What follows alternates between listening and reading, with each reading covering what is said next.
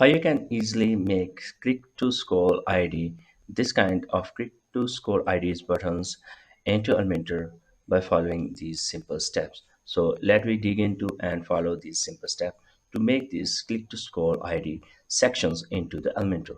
As the very first step, you need to make a section where you want to scroll your ID. For example, there I make a section here, so I just click here and add a section here where I want to scroll the button ID. So I just made this section and design it into your way. So I just copy and paste some design here. So I have made this section where I want to scroll my ID. So here in this section, carefully, you can see, click here on this section, click on advanced, and here you just need to add a name of ID. For example, I just name it my ID. So here by my ID, it will be scrolled by button. So here in the menu, for example, I want to add a button. By clicking here, it should be scrolled here. So I just click on plus icon, and here I just drag a button here, for example here, and here is the button. So I just name it anything. So I just say name it scroll, for example, and here in the link I just name the ID here. So for example, my ID was the ID of the section.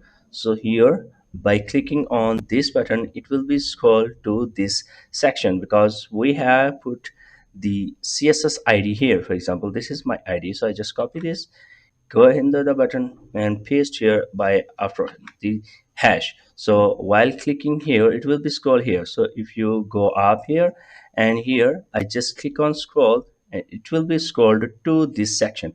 But now the problem is there is no offset on the top because there we have a sticky section. So that's why there is an offset we need. So to do that, we need to write a code to apply for adding some offset on the top. So I have written already this code. So I just copy this code, go here into the Elementor editor, and here you just need to add a code here into the custom element. Here you just need to click on custom elements and click on code, and here you just need to paste this code here and click on update. So by adding this code, you will have some top padding here. So you just need to click on publish and update here to add or to see the offset on the top.